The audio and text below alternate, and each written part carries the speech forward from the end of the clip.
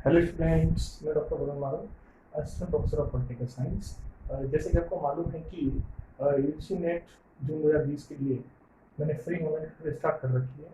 तो उसी सीरीज में हम अंतर्राष्ट्रीय राजनीति के प्रमुख सिद्धांत पढ़ेंगे आज। ये इसलिए इम्पोर्टेंट है क्योंकि अंतर्राष्ट्रीय राजनीति के जो सिद्धांत है उनका बेसिक थ्योरेटिकल पार्ट जो है यही है। तो पहला सिद्धांत, अंतर्राष्ट्रीय राजनीति के सिद्धांत जो है उनको मुख्य रूप से केवल हम उपागम भी बोलते हैं, अप्रोच बोलते हैं, यानी कि अंतर्राष्ट्रीय राजनीति को पढ़ने का तरीका उपागम। तो हम कई बार इनको उपागम बोल देते हैं, कई बार सिद्धांत बोल देते हैं, ठीक है ना। तो पहला उपागम है, पहला सिद्धांत है आदर्शवादी उपागम, आइडियलिस्टिक अप्रोच।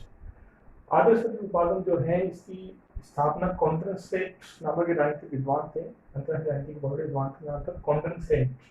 कॉन्ट्रेंसेट का ग्रंथ था 1795 उन्होंने लिखा था।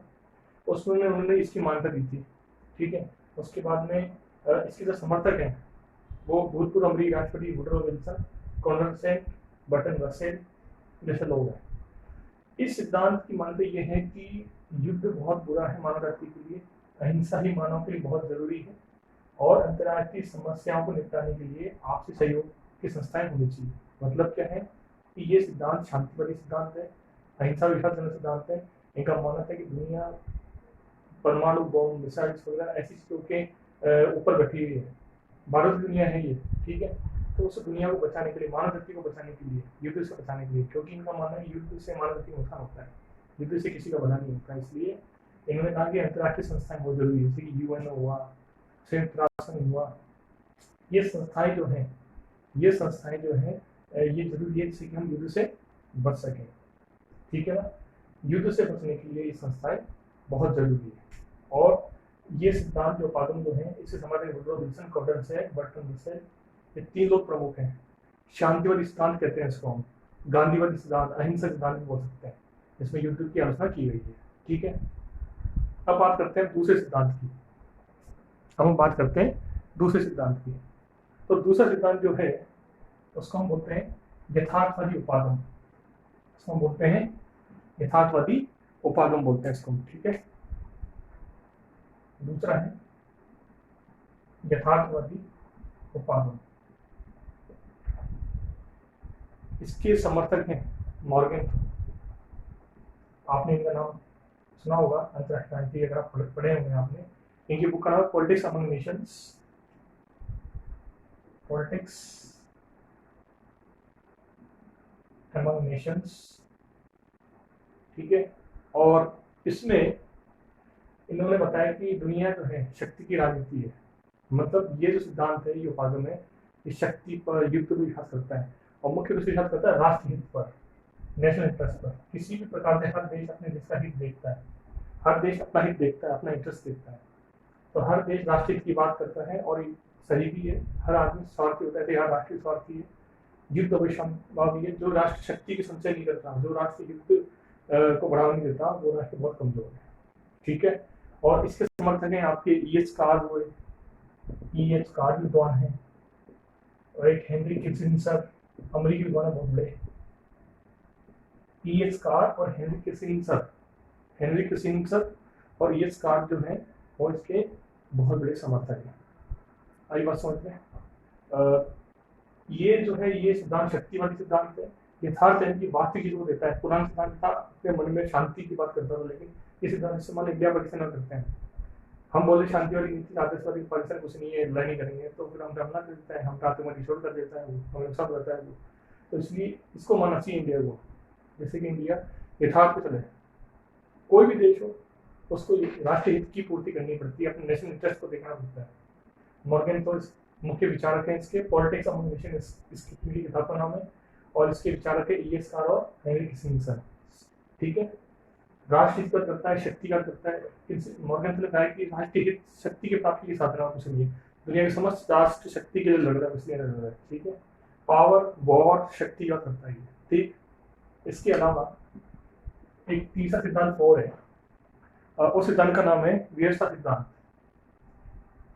सिस्टम अप्रोच, व्यवस्था, व्यवस्था उपागम, सिस्टम अप्रोच, ठीक है। सिस्टम अप्रोच का मतलब क्या होता है? देखिए, इसका मतलब ये होता है कि ये जो दुनिया है एक पूरे सिस्टम में चल रही है, ठीक है। दुनिया पूरा सिस्टम है, दुनिया में एक सिस्टम बना रखा है, पूरी दुनिया में सिस्टम जैसे सौर मंडल है हमारा, हमारी गैलेक्सी चलती है, ग्रह है उपग्रह है, सूर्य से चल रहा था, तो पूरी दुनिया सौर मंडल जैसे सिस्टम चल रहा है, वैसे ही हमारा दुनिया अंतरराष्ट्रीय राजनीति सिस्टम चलती है।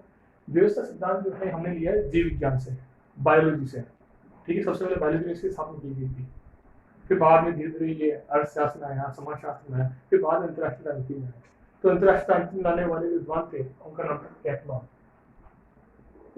कैपलॉन ने अंतरराष्ट्रीय राजनीति में व्यवस्था सिद्धांत का निर्माण किया, और इसमें मैं बताया कि व्यवस्था सिद्धांत में दो तरह के कर्ता होते हैं, जो दो तरह के जो राष्ट्र है भूमिका निभाते हैं, दो तरह के कर्ता होते हैं भूमिका निभाते हैं। एक है जो है इसमें राष्ट्रीय कर्ता, राष्ट्रीय कर्ता, और एक अधिराज। राष्ट्रीयकर्ता होते हैं जैसे कि इंडिया, रशिया एक्सेट्रा। अधिराज मतलब राष्ट्र से भी ऊपर, जैसे कि यूरोपीय यूनियन, नेटो, यूएनओ, यूरोपीय यूनियन नेटो तक रखते हैं राष्ट्र से परे। ये दोनों हैं, एक तो राष्ट्रीयकर्ता और अधिराज, दुनिया की व्यवस्था को बनाने समझाने वाले दो ही कर्ता हैं। अधिराज और राष्ट्र से ऊपर संगठन है, नेटो है, आपका यूरोपीय यूनियन है, सार्क है। तो राष्ट्रीयकर्ता में वो देश इंडिया, रशिया, जापान, चाइना होगा, ठीक है। अब इसके अलावा जो है तो कैपलॉन महोदय ने जो व्यवस्था सिद्धांत में बताया कि उन्होंने भविष्यवाणी भी करी कि आने टाइम ऐसी व्यवस्था हुई, तो बोले हर अंतरराष्ट्रीय राजनीति में 6 तरह की व्यवस्थाएं होती है। उनको इसका दोनों ध्यान दिया। जैसे पहली व्यवस्था है उसको बोलते हैं, उन्होंने बोला 6 व्यवस्थाएं। किसने बताइए? कैपलॉन ने, ठीक है। पहली व्यवस्था है शक्ति संतुलन,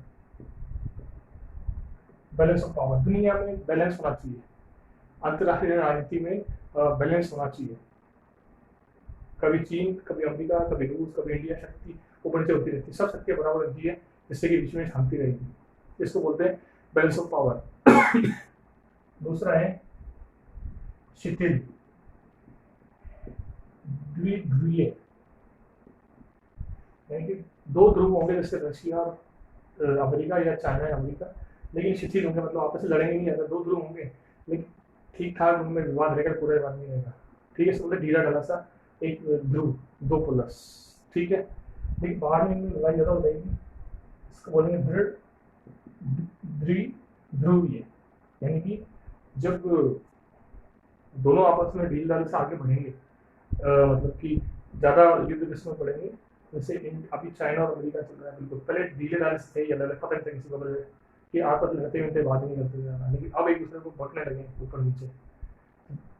दृढ़ यानी कि दृढ़ बाइपोलर हो जाएगा दुनिया, जैसे कोल्ड वॉर में था, शीत युद्ध में था, सोवियत रूस और अमेरिका, ठीक है।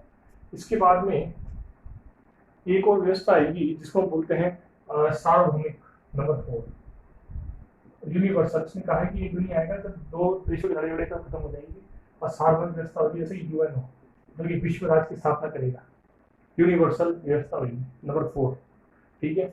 फिर नंबर 5 आएगा सोपानी। सोपानी मतलब होता है कि सबसे बड़ा देश, छोटा देश, छोटा देश, छोटा देश, छोटा देश। सबसे बड़ा देश रहेगा, उससे छोटा देश अमेरिका, रूस, China, India, Brazil, Pakistan, Bhutan, Nepal, ऐसे। इसको बोलते हैं सोपानी, सिटी बाय सिटी, ऐसी व्यवस्था रहेगी। और लास्ट व्यवस्था जो आएगी इसको बोलते हैं इकाई वीटो, नंबर 6। लास्ट व्यवस्था जाएगी इसको बोलेंगे इकाई वीटो।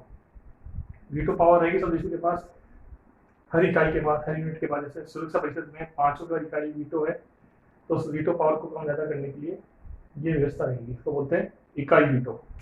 आई बात समझ में? तो ये व्यवस्था सिद्धांत है जिसकी बात करी गई है कैपलॉन के द्वारा, ठीक है ना। तो ये कैपलॉन इसका व्यवस्था सिद्धांत है। इसके अलावा एक दंत और है। एक सेकेंड,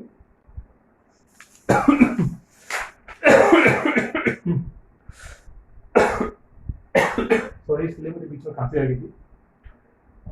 इसके अलावा अगला सिद्धांत है, इसको बोलते हैं निर्णय परक सिद्धांत, डिसीजन मेकिंग सिद्धांत, ठीक है। इस सिद्धांत के समर्थक हैं रिचर्ड स्नाइडर और एक टर्न और है इसके, उनका नाम है बर्क सेटिंग, बर्क सेटिंग, ठीक है ना। तो ये बर्क ही बोल सकते हैं, वो बर्क सेटिंग याद कर लेते हैं। लेकिन रिचर्ड स्नाइडर याद कर लो आप, दो याद नहीं है आपको, रिचर्ड स्नाइडर इंपॉर्टेंट है, ठीक है ना। इन्होंने ऐसे बुक का नाम लिखा है, इनकी बुक का नाम है decision making and approach, decision making in approach to the study of international approaches, decision making and approach, decision making and approach to the study of international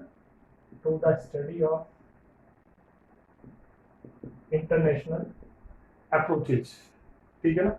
इसमें इसने बताया निर्णय बड़े सिद्धांत में कि अंतरराष्ट्रीय राजनीति के सिद्धांत में ये होता है, डिसीजन होते हैं महत्वपूर्ण। रूस को चीन अमेरिका में हमला करना है, अमेरिका रूस को हमला करना है, या शीर्ष जो है इंडिया को पाकिस्तान में हमला करना है, या पाकिस्तान को इंडिया में हमला करना है, डिसीजन होते हैं मेन। डिसीजन हो गया तो फिर वो अंतरराष्ट्रीय संबंध बिगड़ते हैं सुधरते हैं। शांति की बात करेंगे तो भी डिसीजन होगा, अशांति की बात करेंगे तो भी डिसीजन होगा, इसको बोलेंगे डिसीजन मेकिंग, ठीक है, निर्णय परक सिद्धांत। और लास्ट जो इम्पोर्टेंट सिद्धांत है वो है आपका खेल सिद्धांत, खेल सिद्धांत। ये सिद्धांत बेसिकली जो था इसका एक सिद्धांत को लेंगे हम इसकी बात करते हैं खेल सिद्धांत की। क्रीडा सिद्धांत इसको हम बोलते हैं, क्रीडा सिद्धांत। ये इकोनॉमिक्स का सिद्धांत है देखा जाए तो, इकोनॉमिक्स में इसको बोल दिया गया, फिर बाद में इसको इकोनॉमिक्स के बाद में अर्थशास्त्र के बाद में समाजशास्त्र में भी इसको यूज किया गया।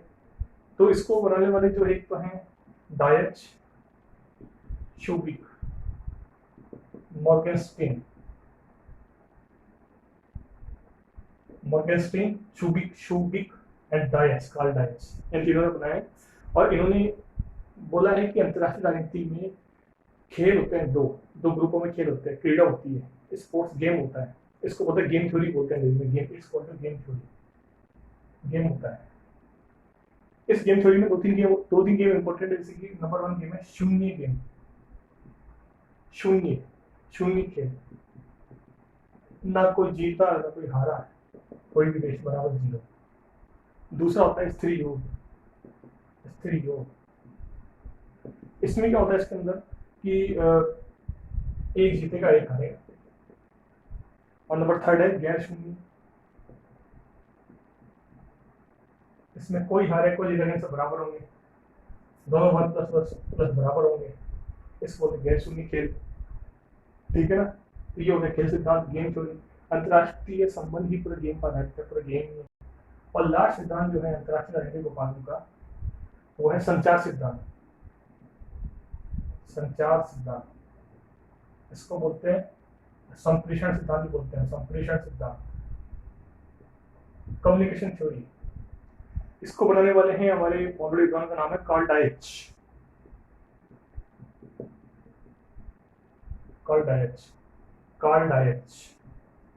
और इनकी बुक का नाम है नर्व्स ऑफ गवर्नमेंट,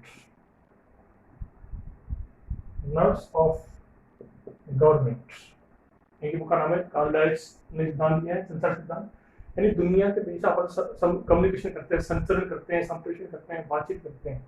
और कार्ल डायच जो है इसके समर्थक है, और नर्व्स ऑफ गवर्नमेंट इनकी बुक है। तो कार्ल डायच ने जो है अपने सिद्धांत के अंदर लगभग 4 तरह के सिद्धांत दिए, 4 तरह की बातें की है कार्ल डायच के सिद्धांत में। कि जैसे एक बोला उसने अंतरराष्ट्रीय राजनीति में होता है, तो लोगों देशों का भार यानी कि लोड, बाहर होता है लोड। दूसरा होता है देरी से भी काम हो सकता है, ठीक है। तीसरा है लाभ, एडवांटेज, कोई भी देश अपने लाभ पे काम करता है, राष्ट्रीय पे काम करता है। नंबर 4 जब लाभ की बात होती है तो हर देश आगे बढ़ा जाता है। मतलब 4 सिद्धांत के अंदर बाहर भी होता है देशों के ऊपर राष्ट्रीय की पूर्ति के लिए, देरी भी होती है, लाभ भी चाहिए होता है, राष्ट्रीय भी करना पड़ता है, आर्थिक लाभ, सामरिक लाभ जो भी है, और आगे बढ़ना रहता है कोई देश के, अमेरिका रूस रहेगा, आगे रहेगा, कौन आगे रहेगा, अग्रता, ठीक है ना। ये बाहर, देरी, लाभ और अग्रता, ये रहेगा इसके अंदर। आगे बात समझ में। तो ये है अंतरराष्ट्रीय राजनीतिक सिद्धांत या उपागम, ये बहुत इंपॉर्टेंट है। ये 5 यथार्थवादी सिद्धांत, आदर्शवादी सिद्धांत, निर्माण सिद्धांत, ठीक है ना, संचार सिद्धांत, खेल सिद्धांत, ठीक है। ये 5 सिद्धांत जो है ये बहुत ही इंपॉर्टेंट है आपके एग्जाम पॉइंट ऑफ व्यू से, ठीक है ना स्टूडेंट। तो इस वीडियो को लाइक कीजिए, शेयर कीजिए, सब्सक्राइब कीजिए, क्योंकि अगले वीडियो में फिर हम एक और सिद्धांत और प्रैक्टिकल इंटरनेशनल रिलेशंस या व्यवहार आदि अंतर्राष्ट्रीय राजनीति के पक्षों को लेंगे। ठीक है,